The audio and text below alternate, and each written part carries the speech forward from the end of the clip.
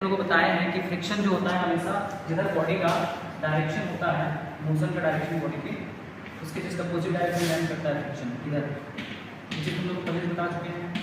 मतलब फोर्स इधर लगा रहे हैं तो मोशन भी इधर होगा, यदि एडिक्वेट अमाउंट में लगा रहे हैं तो जिधर फोर्स लगा है इसके जिसका अपोजिट डायरेक्शन में फ्रिक्शन लगता है। ठीक है, तो फ्रिक्शन बेसिकली हम लोग पढ़े थे स्टैटिक फ्रिक्शन और काइनेटिक फ्रिक्शन। तो स्टैटिक का जो वैल्यू होता है, स्टैटिक फ्रिक्शन का वैल्यू वो वास्तव में वेरिएबल होता है। जैसे जैसे स्टैटिक फ्रिक्शन बढ़ता जाता है, जैसे जैसे हम लोग अप्लाइड फोर्स को बढ़ाते हैं। ठीक है, मान लो यहाँ पे हम 20 मीटर लगा रहे हैं फोर्स, तो स्टैटिक फ्रिक्शन भी 20 मीटर लग जाएगा। जैसे ही हम 40 मीटर कर देंगे अप्लाइड फोर्स को, तो तुम्हारा जो स्टैटिक फ्रिक्शन का वैल्यू है वो भी 40 मीटर हो जाएगा। और जैसे ही तुम्हारा अप्लाइड फोर्स, जो फोर्स हम लगा रहे हैं वो अप्लाइड फोर्स जब maximum value of static friction के बराबर हो जाता है तो उसको हम लोग बोलते हैं लिमिटिंग कंडीशन। ठीक है, अप्लाइड फोर्स जो है जो लगा रहे हैं ना, देखो स्टैटिक फ्रिक्शन तभी लगता है जब बॉडी रेस्ट पे होता है। जब तक स्टैटिक फ्रिक्शन लगता है तब तक बॉडी रेस्ट पे होता है। तो जब हम यहाँ पे अप्लाइड फोर्स जो लगा रहे हैं वो जब स्टैटिक फ्रिक्शन के मैक्सिमम वैल्यू के बराबर हो जाएगा, एफएस मैक्सिमम के, तो वो उसको हम लोग लिमिटिंग कंडीशन बोलते हैं। मतलब वेल्डिंग जो है वो टूटने वाला है। हम बताए फ्रिक्शन जो होता है वेल्डिंग के चलते होता है, इंटरलॉकिंग के चलते। अब क्या होगा ना, जैसे ही हम अप्लाइड जो है वो बड़ा कर देंगे, अप्लाइड फोर्स जो है उसको हम क्या कर देंगे, बड़ा कर देंगे एफएस मैक्सिमम से। तो जैसे ही एफ अप्लाइड ज़्यादा हो जाता है एफएस मैक्सिमम से, स्टैटिक फ्रिक्शन का जो मैक्सिमम वैल्यू था उससे, ठीक है, जिसको हम लोग लिमिटिंग फ्रिक्शन भी बोलते थे, तो वैसे ही बॉडी चलने लगता है और उस पर काइनेटिक फ्रिक्शन एक्ट करने लगता है। ओके, उस पर कौन सा फ्रिक्शन, जैसे ही तुम्हारा अब अप्लाइड जो है ये वाला, देखो ये फोर्स जो लगा रहे हैं वो अप्लाइड फोर्स है, तो ये जब ज़्यादा हो जाता है किससे, एफएस मैक्सिमम से, तो बॉडी चलने लगेगा, मोशन में आ जाएगा। यहाँ तक यहाँ पे बॉडी चल नहीं रहा है। ठीक है, तो समझाने के लिए बताया कि जब इधर फोर्स लगता है तो फ्रिक्शन हमेशा अपोजिट डायरेक्शन में एक्ट करता है।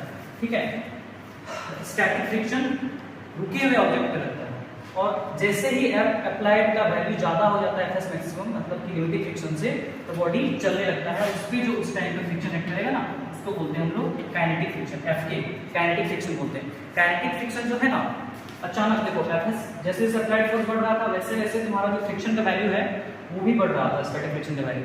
अब जैसे ही तुम्हारा मैक्सिमम अप्लाइड फोर्स हो गया और इक्वल टू हो गया तुम्हारा एफएस मैक्सिमम के, तो जो फ्रिक्शन का वैल्यू एकदम मैक्सिमम हो गया। अब जैसे ही बॉडी चलने लगा ना, तो फ्रिक्शन का जो वैल्यू था वो अचानक फिर घट जाता है।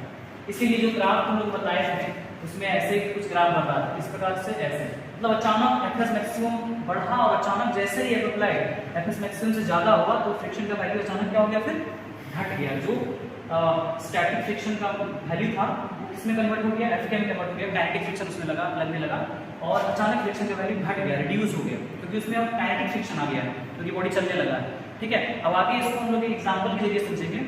क्वेश्चंस जो रहेंगे ना उसमें तुमको कोफिशिएंट ऑफ स्टैटिक फ्रिक्शन और कोफिशिएंट ऑफ काइनेटिक फ्रिक्शन का वैल्यू दिया हुआ रहेगा। ठीक है, वो लैंग्वेज में रहेगा क्वेश्चन, बस यहाँ पे हम ऐसे डायग्राम के वे में समझाए हैं। अब जो बेसिक कॉन्सेप्ट से तुम लोग आता है कि यहाँ पे मान लो 10 kg का है ये, तो बेसिकली इस पे n इक्वल टू यहाँ पे तुम्हारा 100 न्यूटन होगा, mu S coefficient of static friction और म्यू के कोफिशिएंट ऑफ काइनेटिक फ्रिक्शन दिया हुआ है क्वेश्चन में। अब तुम लोग क्या करो, एफएस मैक्सिमम एफ के यहाँ पे निकाल लोगे, तो और इसका फार्मूला होता है, ये सब तो याद रखना है, FS maximum equal to mu S into n होता है, तो दिया हुआ है, हम लोग मल्टीप्लाई करके निकाल दिए बेसिकली। ठीक है, और यहाँ जो म्यू के का वैल्यू है इसको भी यहाँ पे इसको हम लिखे नहीं है, इसको काट देते हैं। ठीक है, तो बेसिकली 50 न्यूटन लग रहा है तुम्हारा maximum value of static friction जो है। ठीक है, मतलब एफएस मैक्सिमम का वैल्यू यहाँ पे दिया हुआ है तुम्हारा 50 न्यूटन, और उससे ज़्यादा यदि लगेगा ना तो बॉडी चलने लगेगा। मतलब यहाँ पे बेसिकली समझ लो 50 न्यूटन जो लग रहा है वो एफएस मैक्सिमम है।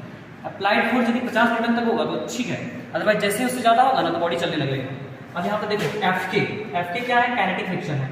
बॉडी मतलब कि जब 50 न्यूटन से ज़्यादा लगाओगे ना एफएस मैक्सिमम से ज़्यादा, तो बॉडी पे काइनेटिक फ्रिक्शन लगने लगेगा। तो वो कितना लग रहा है, 40 न्यूटन, वो निकाले हम लोग। अब यहाँ पे कुछ समझाए हैं, तुम लोग जो बोल रहे हैं वही सब समझाए हैं, तुम लोग देख लेना। ठीक है, पढ़ के भी।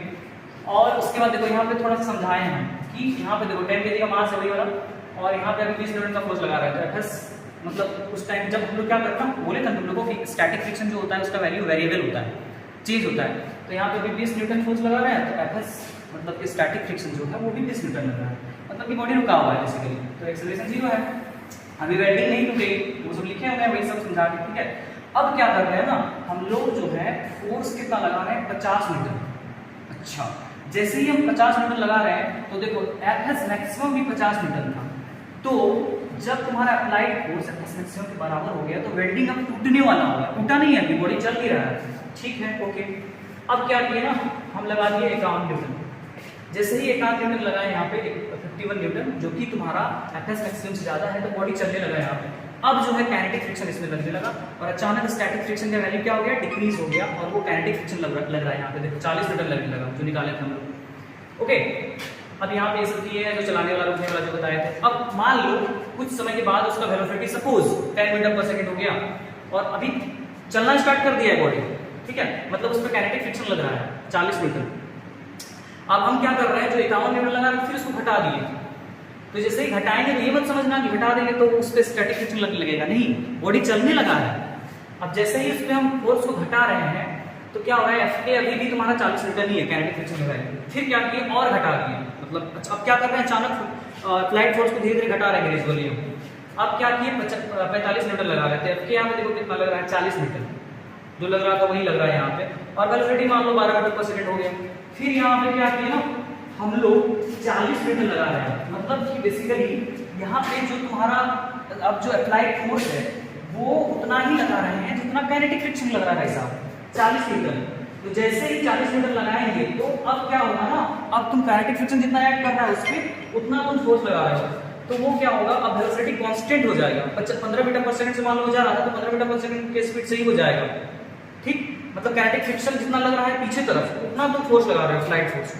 अब क्या कर रहे हैं हम लोग, और डिक्रीज कर दिए, ठीक है, मतलब कि इसमें बेसिकली जो तुम्हारा 40 न्यूटन लग रहा था ना काइनेटिक फ्रिक्शन, अब इसमें कितना लगा रहे हैं, देखो 35 न्यूटन, मतलब काइनेटिक फ्रिक्शन जितना लग रहा है पीछे तरफ उससे भी डिक्रीज कर दिए। तो क्या तुमको लगता है कि बॉडी एक्सेलरेट करेगा, और एक्सेलरेट नहीं करेगा। देखो यहाँ पे जो एक्सेलरेशन दिखाए हैं वो एक्सेलरेशन पीछे की तरफ है, बॉडी उस पर ब्रेक, मतलब कि बेसिकली उस पर रिटार्डेशन एक्ट करने लगा पीछे तरफ, मतलब बेसिकली उसका वेलोसिटी धीरे रिड्यूस होने लगा, डिक्रीज होने लगा उसका वेलोसिटी। क्यों?